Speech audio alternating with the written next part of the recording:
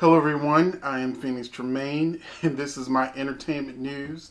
A lot's been going on. Normally, I do a lot of Facebook and other social media where, I have a good sized fan following, and I've decided to try to duplicate that on YouTube. I have two channels, Phoenix Tremaine and Web Series and Movies. So I hope you like these reports and my commentary, and hopefully you will stick with me by hitting that subscribe button. And if you really want to know when I release stuff, it's going to be a little frequent now. Then you hit that bell so that you can be notified whenever I drop a video. So this video is going to be about Erykah Badu. Now, Erykah Badu has a little bit of a controversy going on right now because, let me read it to you so I can get it right. I got this from Gossip. So the comments came in a feature with Vulture magazine.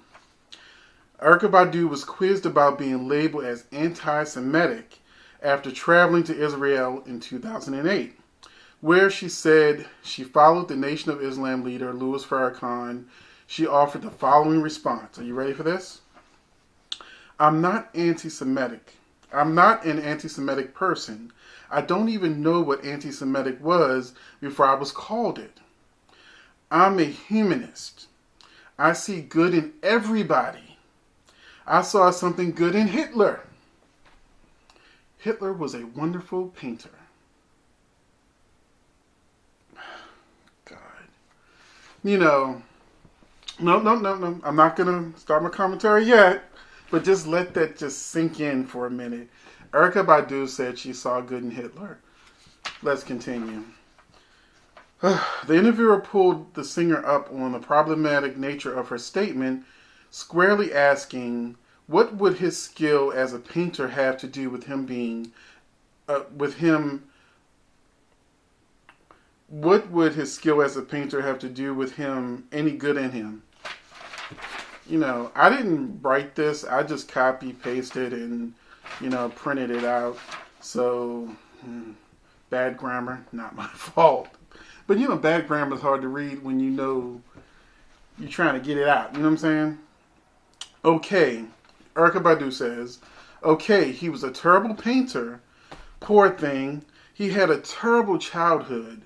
That means that when I'm looking at my daughter, Mars,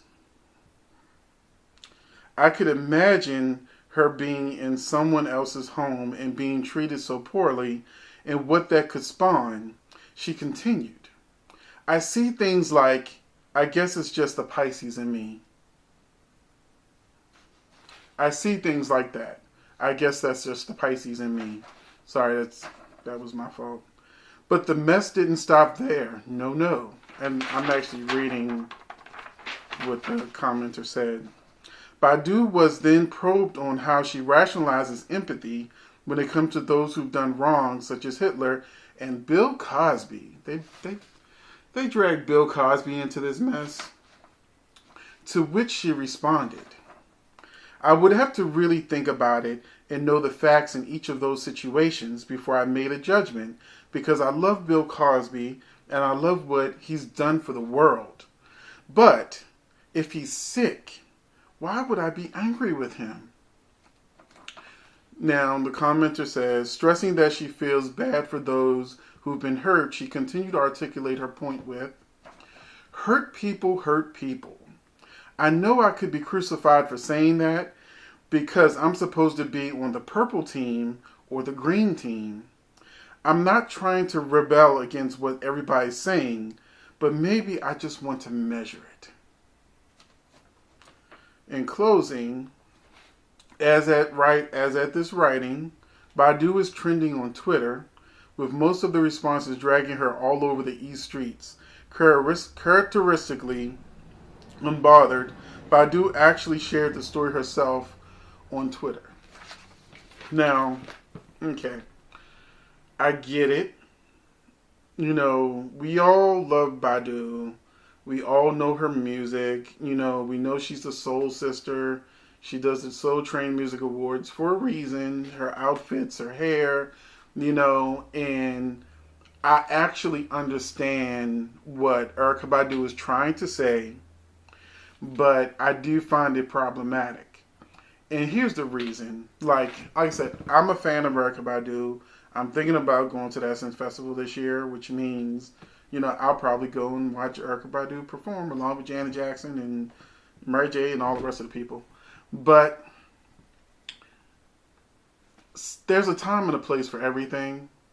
And I know she was trying to be diplomatic in a tongue-in-cheek way, because when you're sort of neo-soul, spiritual, you try to look at things a little differently, say things a little differently, and and I could understand why people would label her as anti-Semitic, or Jews were getting their feelings over it. And this is how I'm going to explain it to you. And if somehow Erykah Badu ever sees this video, maybe she'll agree with me for what I'm about to say. Now, I know, based on her videos, based on her interviews, based on her music, if a white person came to her and said, you know what, slave masters weren't that bad.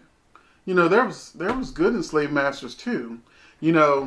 When they were feeding the slaves, they gave them the slop, the entrails, the tongues, the brains, whatever was left from after they ate. They gave them the scraps. I mean, they could have let them starve. I mean, slave masters aren't that bad. They didn't beat them every day. They only beat them when they got out of line. They were slaves. So since they didn't beat them every day, we can't be too mad at them.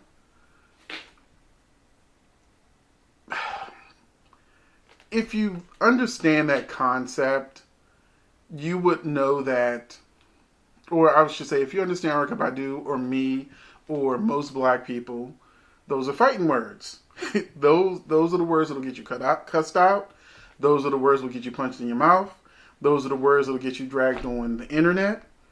And it would make me enraged. And I know Erykah Badu, based on her music, if somebody came to Erykah and said, you know what, slave masters aren't that bad, she would look at you like you're crazy and would read you the riot act and probably start going from Jim Crow and whole lot would try to educate you. So when you say Hitler wasn't that bad, and you think about the millions of people that were killed, tortured by this man and his regime, of course a Jewish person is going to get in their feelings about that, because sometimes it's hard to empathize with a person until you've been in their shoes. So that's why a lot of people that are racist, can't empathize with us, because they're not us. They're not in our shoes. They're not in our situation. When we say things like there's white privilege, they look at us like they're crazy, especially if they're poor. Like, what do you mean there's white privilege? I worked for my whole life to get what I got, and a person like that doesn't live the way we live. That is really not our choice. So I'm in Baltimore. So we just had riots a couple years ago for Freddie Gray getting killed by the police. I was quarantined in my home and couldn't come out after hours. Now, over in Fells Point, they were showing that the police weren't stopping the white folks from sitting out and partying and having music out and having cookouts and having a good old time.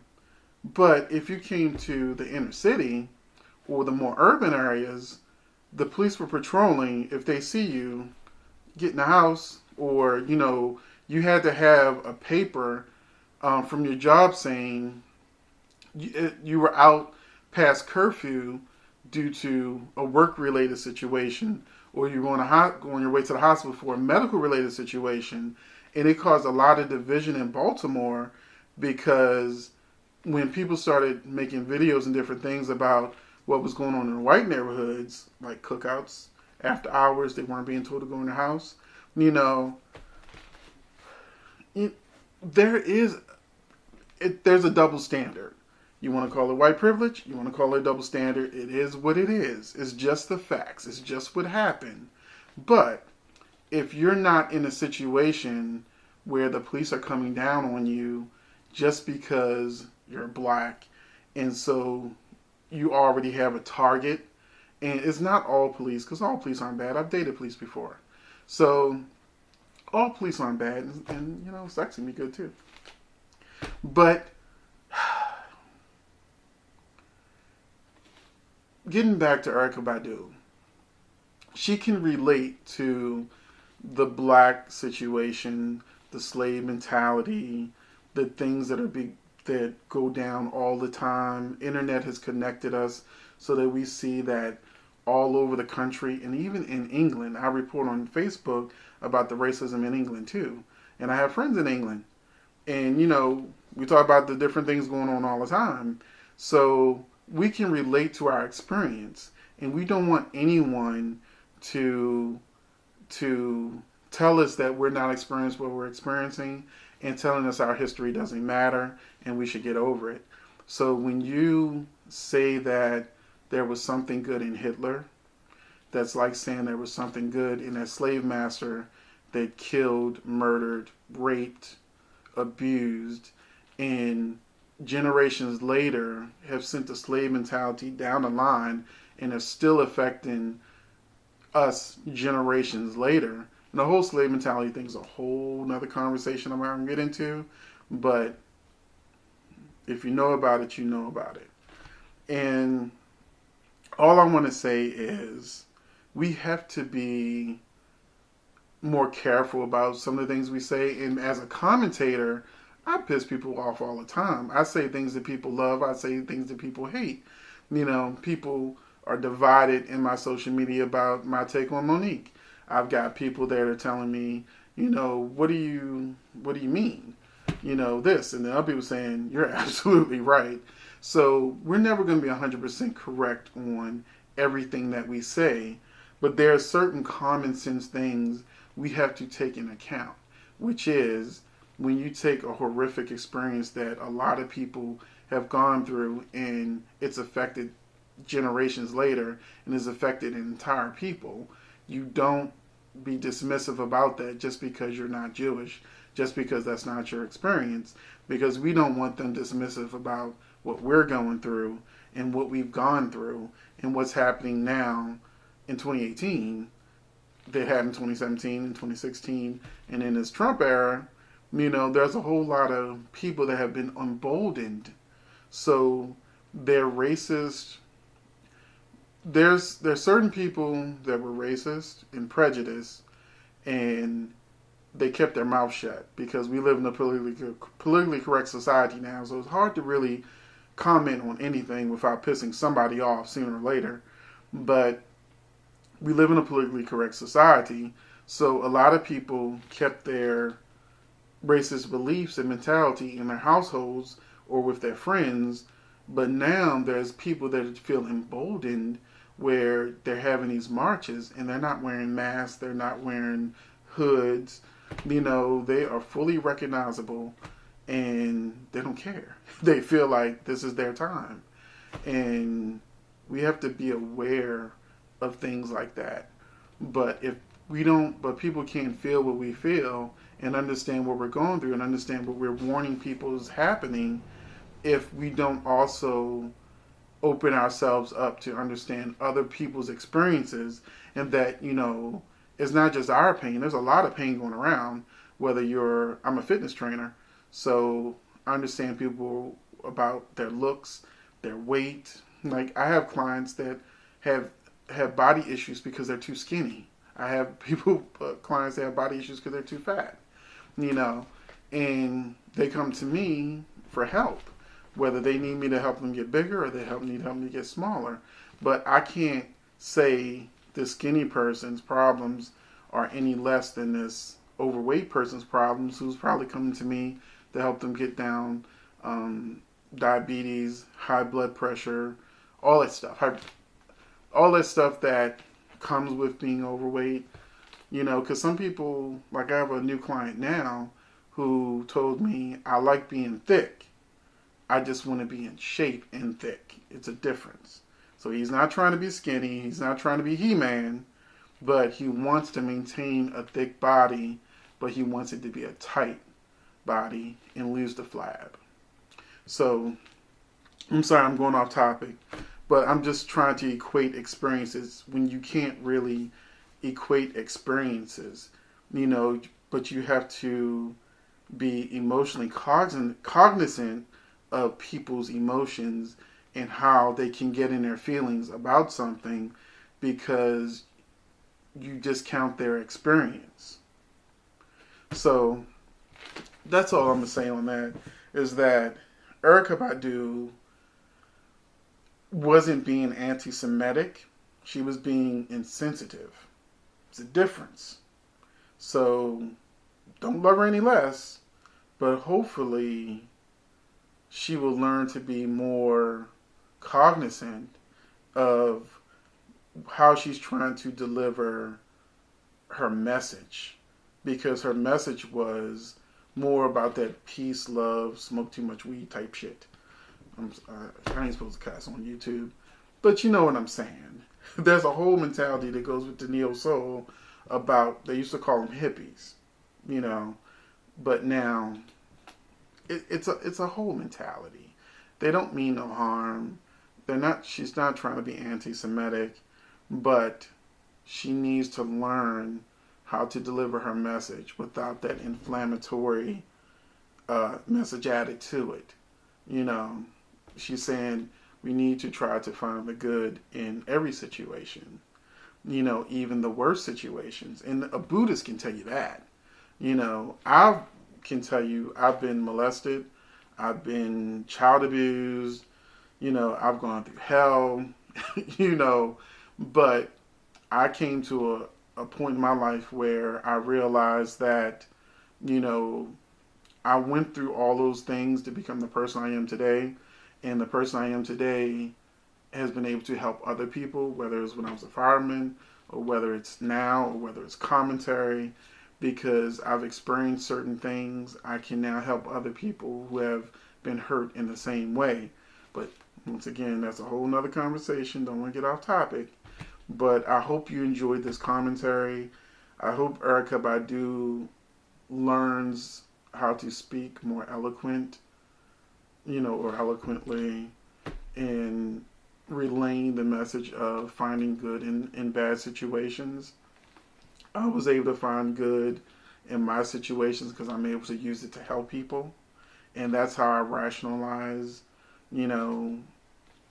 just life experiences that I've had that were negative, and balance it out with all of the amazing experiences that I've had that are good. And so we can't drown in the bad stuff. We've got to figure out why it's happening, and then we have to reach for the good stuff, or turn bad experiences into a good experience. That's how you say it. You don't start calling on Hitler and whatnot. So that's it. I've got more commentary to do today. I hope you enjoyed this. Let me know what you think about this. Was she being anti-Semitic, or was she being insensitive? Tell me in the comments. I'm looking forward to hearing what you're saying. You'll also see all of my other social media links so that you can see everything else I post. Now, I post a lot, so I can't put everything that I post on YouTube because I do Black History, I do entertainment news, I do funny commentary, I share, things that are going on in the world. There's a whole lot of political statements that I make in the world. I let people know what Trump is doing and, watch out. As well as the rest of politics. I mean, politics is a dirty game. And, I help to shine a light so people can understand what's going on in the world. And hopefully you will follow me on this journey. Please like, subscribe, comment. If you made it to the end of this video and you listened to everything I had to say, there's no reason why you shouldn't subscribe. I have 2 channels, Web Series and Movies, and I have Phoenix Tremaine. Last I checked, I only had 8 subscribers on my Phoenix Tremaine channel because it's new. So please subscribe. I have over 2,000 subscribers so far. It's growing on my Web Series and Movies channel. But hey, check me out, and hopefully you'll like my other commentary, because next I'm going to talk about Jill Scott and her husband wanting this $500,000 He wants the prenup thrown out and half their marital assets. And they've been married for 15 months. A year and 3 months. And he wants half of everything. But I'm about to talk about that next.